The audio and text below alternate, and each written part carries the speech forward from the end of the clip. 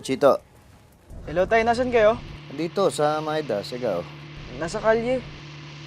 Akala ko ba may dinner kayo ni Erica? Hindi na eh, nag-away pa nga kami. Hindi na tuloy yung dinner niyo? Hindi na tay, punta na lang ako dyan. Go! Go! Go!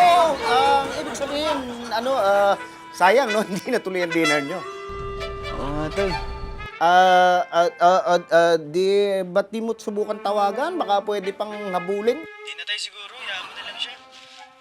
Okay, sige. Kung yan ang desisyon mo, igagalang ko yan. Pumunta ka na lang dito at mag-bonding tayong apat, ano? Sige pala tay, punta na ako dyan ha. Oo, sige, bilisan mo, ha? Ang ibig sabihin, nalulungkot din ang nanay mo, ha? O, sige, bye-bye. Hey, tonight's the night. Tay, okay na kayo?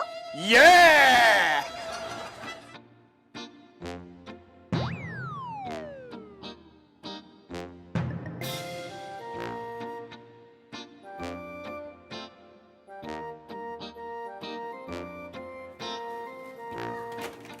Anak, pumasok ka na. Nasa loob si Clarissa, ha? Bakit kayo nakabis?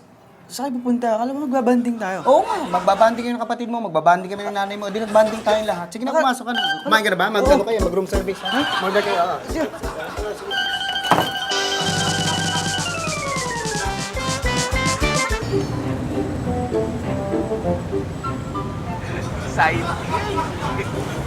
Sir, wala na po. Wala na pong bakante, sir. Wala na kahit isa? Wala na po.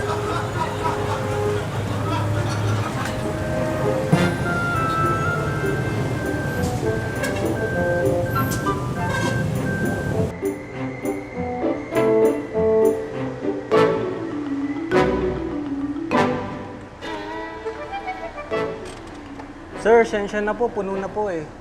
Puno, hindi ba pwedeng maghintay na lang? Baka may mabakante. Isang oras pa po kasi yung waiting time eh. Inaayos pa po kasi yung mga rooms eh. Isang oras? Grabe naman yun. Eh ganun po talaga sir eh. Valentine's po. Eh, hanap na lang po kayo sa iba. Sige. Itoy, kung bumalik na lang kaya tayo dun sa hotel. Hindi pwede! Tonight's the night! Alam ko na.